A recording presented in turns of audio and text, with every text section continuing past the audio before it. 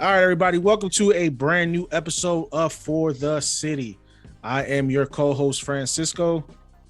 And I'm your boy, Chef Boy Ortiz. We're going to start with the recap of Monday Night Football, Giants versus Tom Brady. That game was an absolute travesty from start to finish. The trend continues for the New York Giants, where their offense is anemic. They only managed to put up 10 points in that game and got blown out 30-10. Like always, Tom Brady just threw the ball all over the place, and he decided to run, and for some reason they couldn't stop his slow ass. And he got pumped about it for some reason, which is sad enough. You got a man that's damn near 50, outrunning your younger players. And Daniel still can't hold on to the ball, throwing picks. You know what I mean? Still turnovers. It wasn't a great game, but I didn't expect it to be a great. I told you this game to me was going to be a blowout. Tampa came in losing 2 games in a row. I didn't think it was going to be a good game for them.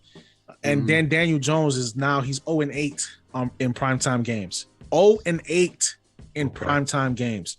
It's not a good number to have when you're supposed to be the starting quarterback for one of the oldest franchises in the league that expects you to have excellence, and you're 0-8 in primetime games. Okay. Brady's always going to come to play against the Giants. You know why? We already talked about last podcast. There was just no effort. To me, there was no effort. I think the locker room is lost. I think Joe Judge has lost the locker room. So, of course, you got to have scapegoats, and we'll talk about that in a little bit. So what were your takeaways from the game yesterday? Yeah, I mean, I was surprised. Like I said, it was close. It was a 10-17 game at half. And like you said, your team usually keeps it close till half. Second half, they just don't make adjustments. And I mean, obviously, you see what the result is when you got an offense that can't make adjustments in the second half. And I mean, I knew Tampa Bay's defense wasn't nothing to scoff at, but I thought getting Barkley back, I thought kind of riding off of the momentum from the last week and having that bye and everything, I thought that they'd come in a little bit more prepared. It seemed like at the beginning of the game, the energy was high, but like you said, man, you can't overcome turnovers, you can't overcome penalties. Those kind of things always nip you in the butt, man. And you basically got to play a perfect game when you play Tom Brady, man. You can't have those mistakes, and you can't let simple plays. You know what I'm saying? Like it was just a couple plays here and there where you're just, like you said, Brady's coming out of the pocket and running is not something that should be allowed. That shouldn't happen at all. I mean, like the dude. I don't have the fastest quarterback. Our team doesn't have the fastest quarterback in the league, but I'm pretty sure he's quicker than Brady. So that's bad. That's bad when your team's giving up rushing yards to him like that. That kind of hurt watching Brady run, and then he got pumped afterwards. Like he accomplished something, like somebody, because somebody managed to take his head off, which kind of annoyed me. But I'm always gonna be annoyed by Tom Brady. But like I said, at the end of the day, it just shows you that this is a system problem for the New York Giants. Okay, their offense can't put up points, and that's a direct. You can't always put that on the offensive coordinator. That also goes on your offensive players. The Giants had too much talent because most of their talent's hurt. But the Giants were stacked this year. They should have been putting up, averaging 24 points a game just based on the time they had on the field. This comes down to maybe Daniel Jones ain't the guy. We see flashes of it. But he's too inconsistent. He had an offensive coordinator for 2 years, and they were ranked 25th last year in the league in offense, and this year they're even lower. They're ranked 28th or 29th in offense in the league this year. That's not good. That's not good coming from your franchise quarterback that can't put up points.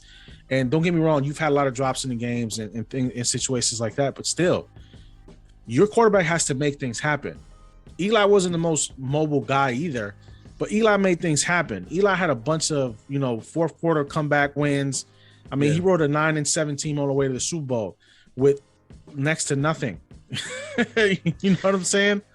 Yeah, and sometimes, like I said, it's pedigree. Sometimes it's just a matter of, like you said, at one point it was just the offensive line was the issue. They couldn't keep that dude off the ground. Yeah. And then, it still isn't great. It still is really subpar, if you ask me. And I think you agree their line is not playing good at all. But But the self-inflicted wounds, the picks and the fumbles and things like that, that stuff, you don't know if it's just confidence, you don't know if it's just a nervous twitch, whatever you want to call it, something that he just can't seem to shake.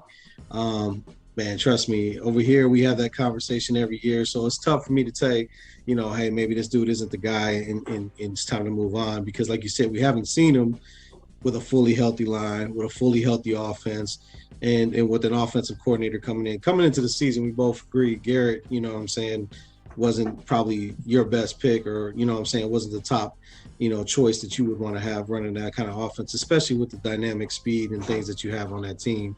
Just the way he did it in Dallas, he's very bland, very stale, and he just didn't, he's a kind of pound the rock kind of guy, but I mean, you're gonna see something different for sure with Freddie. You definitely you're gonna see some different stuff for sure with Freddie. But I think it's a little too late though for that though. Season's done. Oh yeah. Season's over. The season's done. Now the only thing we can do is see if Freddie Kitchens can pump some juice into this this lifeless offense that we have at the Giants. So we'll see. And speaking of Freddie Kitchens, former Browns coach, head coach for the Browns, he had Mayfield for, I believe it was 2 seasons, correct? One says the coordinator and then one is the coordinator and the head coach. So speaking of the Browns, let's switch gears here. Browns, Detroit. Let me tell you something. That game went way left compared to I thought the Browns were going to put up massive amount of points. They did not.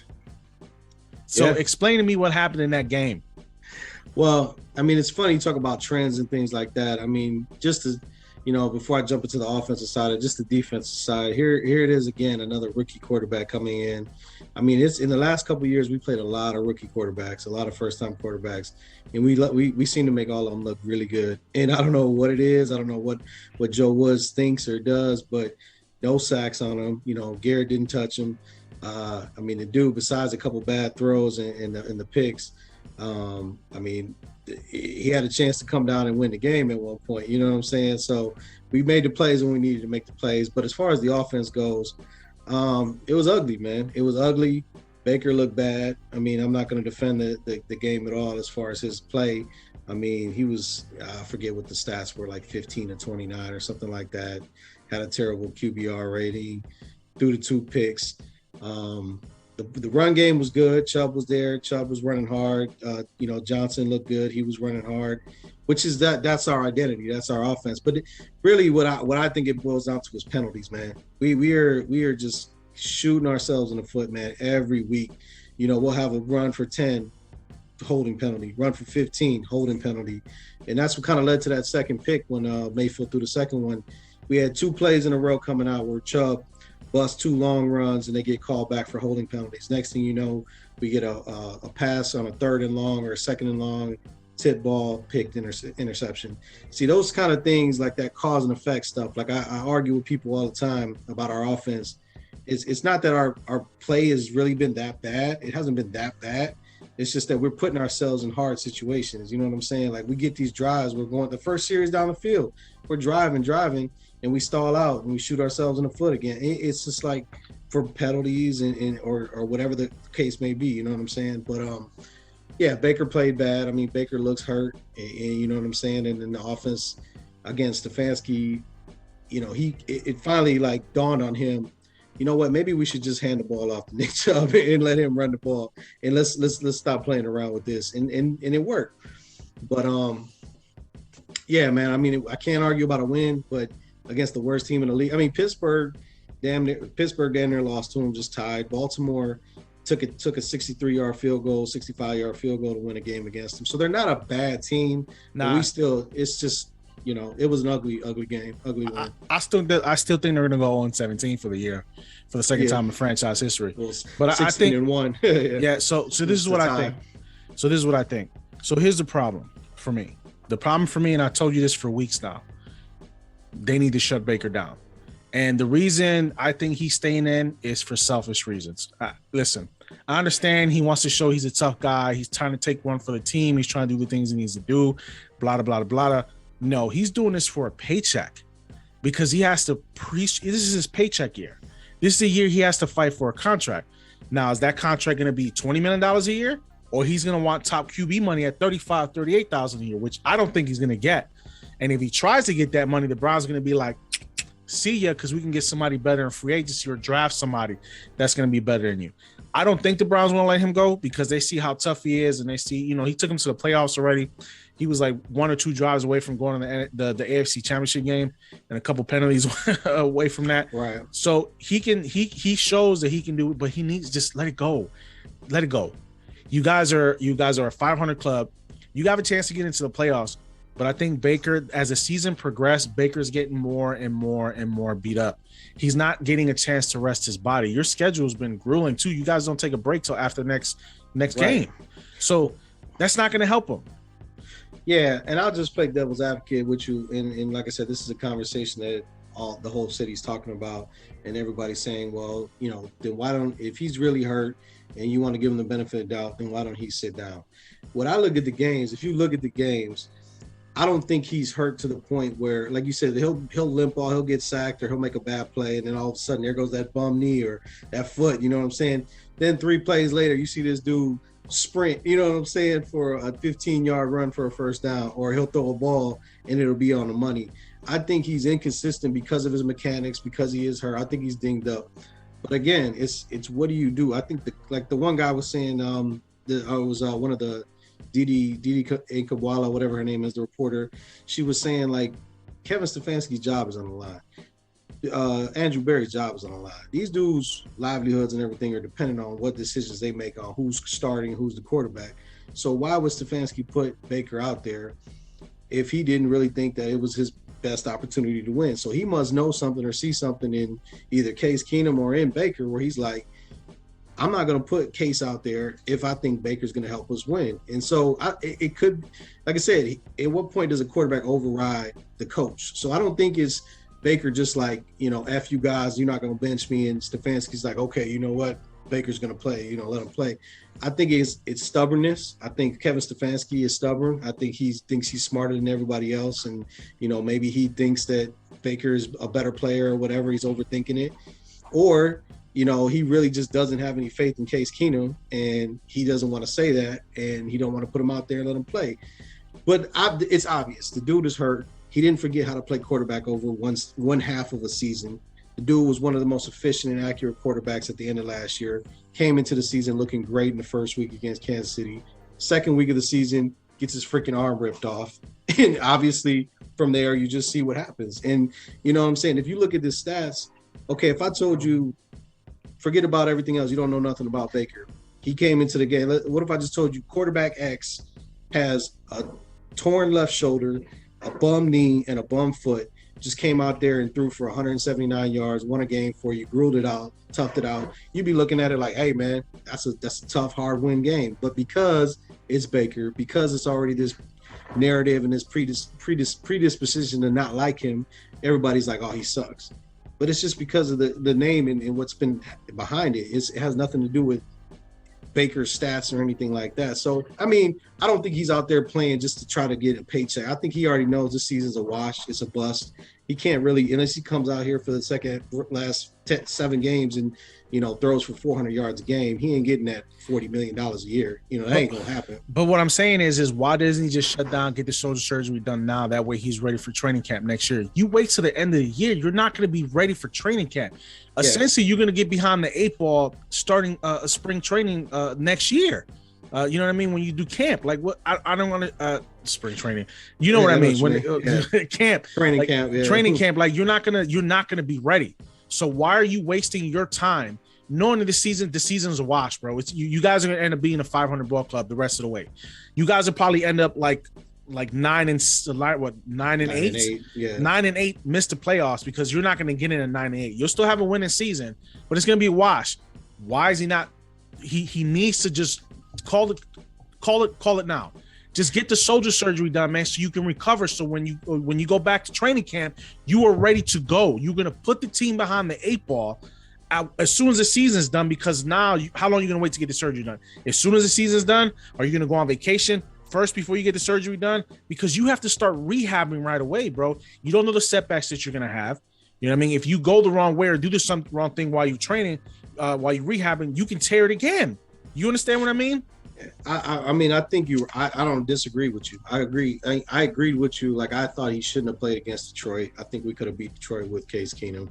And again, I think the reason is we're a game and a half back from first place. That's it. It just comes down to that. Baltimore's in first place at 7-3, and we're behind them in last place technically at 6-5. But the reality is, again, we beat Baltimore this week. Everything changes. We go into the bye week, you know what I'm saying? Now, again, are we going to beat Baltimore 2 out of 2 games? We haven't done it in a long time. We haven't shown that we can. But if we win this week in Baltimore, then that changes everything. And like I said, I think it'll answer itself. If we get beat down in Baltimore, it's over. You know what I'm saying? I think they're going to bench him. They're going to have a whole bye week for Keenum to practice and be prepared for the next game. So this game will tell us a lot. I think if we get blown out this week, they're going to bench. They're going to shut him down and put Keenum in, I think, starting after the bye week. So let's roll into it now then, since we already brought it up for the games next week against Baltimore. So here, division game, very important game, Browns, Baltimore. Here's my question to you, though. Do you guys see yourself winning this game? Because I sure as hell don't, man. I'm just being honest. I don't see you guys winning this game. Baltimore's defense is good. Now, if Lamar's playing, I don't know what his status is for this game. I don't know either. If he's playing the game, it's a wrap for you guys. Because, I mean, your defense, who's going to stop him? Seriously, who's going to stop Lamar on the field? Your defense can't wrap up. If they can't wrap up rookie QBs, what makes you think you're going to stop Lamar? Right. Well, I mean, again, nobody picked us to beat Cincinnati. Everybody thought Cincinnati was going to, and now it's a different quarterback. It's a different type of offense. But I don't think Baltimore is good. Like, Baltimore has been skating by, winning these close. They should have lost last week against, I think it was not Minnesota. They should have lost to Minnesota too, but Chicago. Chicago had them by the ropes. They came down and got a game-winning touchdown or whatever it was to win the game. But there's been a bunch of games that Baltimore should have lost, and then they got spanked by Miami. But I think the blueprint's out there. I mean, it's up to Joe Woods. This is another game too for Joe Woods to prove something. Miami showed you. You go and you put that Bear defense in. You put 8 people in the box, 2 corners and a safety, and you say throw it on me. That's the key. If they're gonna beat Baltimore, put 8 men in the box, blitz this dude every single play. Send somebody from. You got to send at least 6 every time at him and say you're gonna beat me throwing the ball. And if our corners hold up, which, I mean, Denzel got another pick last week. He looked pretty good against Detroit. That dude is trying to prove me wrong every week I put him down. You know what I'm saying? But no, I mean, is it likely that we'll beat them? Everything right now is saying no. But again, their defense is trash, man. I mean, if Chubb and Hunts might be practicing and might be back, if Stefanski gets out of his own damn way, run the freaking ball 60 times, I don't care. Run it. I don't care if it's getting stopped. Just keep running it. And our defense and Joe Woods decides to just pressure Lamar and say, you know what, you ain't going to beat us with your legs. You're going to have to beat us throwing it. Then I think we got a chance. So, what's your score? I think it's going to be low, man. I think it's going to be a low-scoring game because I think both offenses have been playing bad. I think, don't get me wrong, both defenses have been schizophrenic too. So, I don't know. I say it's like a 17-14 game. You know what I'm saying? Just, I can't see us doing much moving the ball because we're going to try to run it and they're going to try to stop it because they're going to want Baker to beat us. And then I think, I don't think their offense is that great. So I just see it being like a low game. I say 17-14.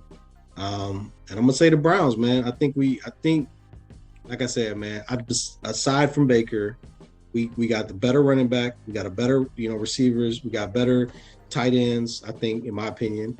I just think our offense should at least eke out a win for us, if we don't make mistakes. It's just penalties, man. So here's my take on the Browns-Baltimore game. To me, everything comes down to Lamar. If Lamar's playing well, it's a wrap for you guys. Plain and simple. Because Lamar's going to do things that Baker can't do. It just comes down to that. Yeah. If they don't stop Lamar, he's going to put up 24, 27 points on you guys in a blink of an eye. Because he can run, he can throw the deep pass. He can get out of situations, tackle situations. He can get yardage if he needs to get yardage. He'll take off running. He's not going to stand in the pocket and get hit. He'll take off to get a couple yards. So for me, the key to this game is going to be stopping Lamar. If you can stop Lamar, you pretty much stop the entire offense, because the whole offense runs through Lamar Jackson, period. You know what I mean? He has the capability to put a team on his back and win games.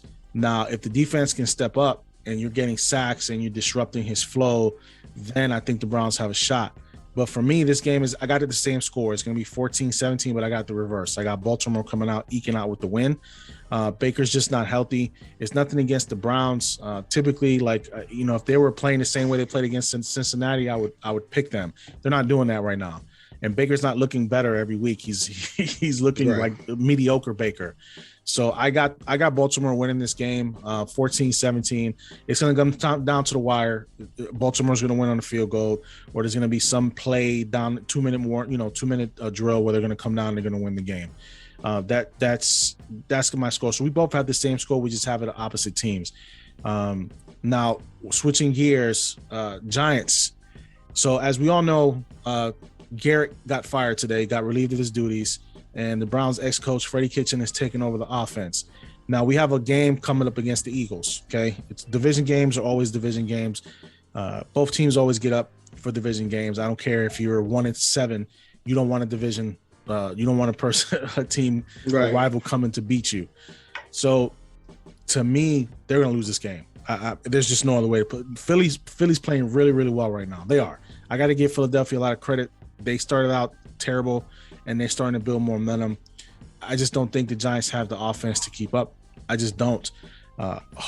Maybe with Freddie Kitchens coming up with some ideas, because Freddie's going to throw stuff. You've had Freddie as your coach. You had him as your offensive coordinator. Freddie can come up with some trick plays, can come up with some stuff to spark the offense. Who knows? This might be what the Giants need to give them a little spark. But at the end of the day, Joe Judge is the one who can override any offensive call that's being made by Kitchens. So for me, this game is going to be a blow. I'm sorry, it's going to be a blowout. I see it 21-10, because that's the theme of the Giants season. Either they score in the 20s or they only score 10 points. They either score 13 or they score 10 points. They're not consistent when it comes to scoring. Saquon's back, so to me that's not going to make much of a difference. Saquon can't carry that team by himself. You're going to wear him down again. You know what I mean? There's no other. They don't have a two-headed monster when it comes to the running game. So I mean, they want Saquon to be a third, a three-down back, but at the same time, that's how you shorten his career by doing that. Yeah. You have to have that dynamic like the Browns do with the three-headed monster they have in the running game. Giants don't have that. Offensively, wide receivers dropping balls still, not making catches. Daniel Jones not protecting the ball still, turnovers. I just don't see the light at the end of the tunnel for this. And hopefully by getting rid of Garrett, it gives them a boost, because maybe they lost the locker room. The offensive lost the locker room because of that. Hopefully Kitchens can give them a boost, but I just don't see it, man. So I got my score being 21-10.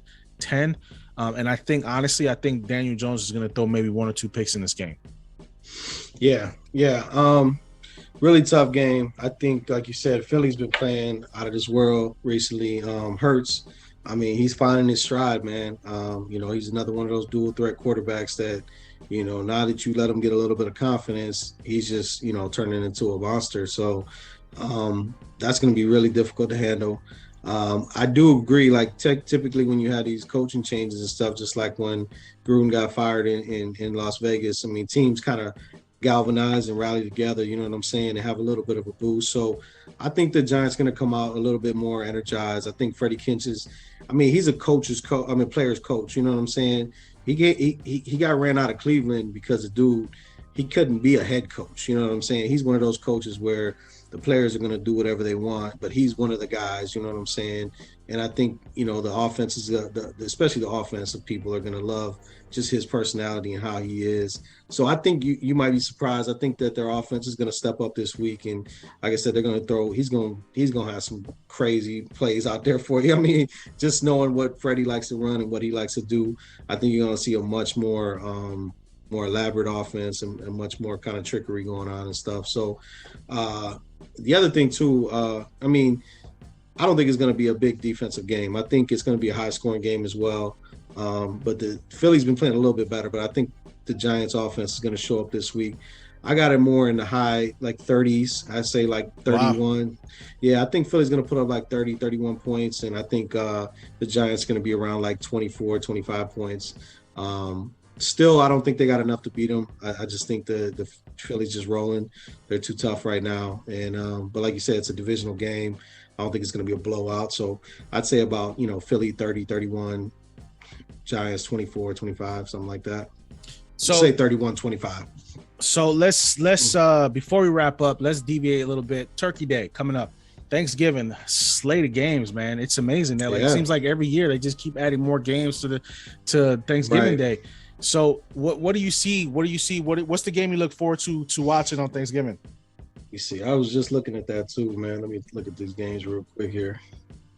Yeah, so I mean, I'd say probably the Raiders and Cowboys, man. I mean, Cowboys just came off looking ugly. You know what I'm saying? The Raiders lost.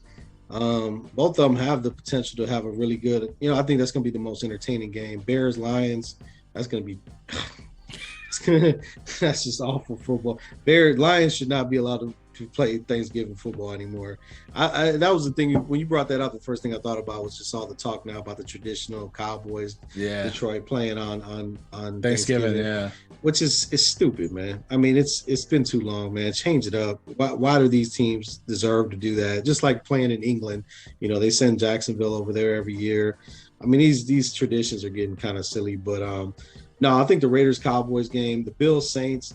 I don't know. That's an interesting game. Bills have been sliding. And that's the one I'm interested in seeing. I want to see that game because to me, the Bills lose this game, man. Their season's it's a wrap. Yeah. Their season, because New England is just playing out of their mind right now, man. I can't say I'm upset about it. I'm not. I mean, I like to see AFC teams losing. I mean, I like the parity, and I definitely like it so that we can climb up in the standings a little bit. So any loss that Bills take is a good one for me. And they're playing in New Orleans, so that right there alone, man. I mean, if they lose, like you said, that's going to be interesting. There's going to maybe they'll stop talking about Cleveland so much and start talking about Josh Allen in Buffalo. Yeah.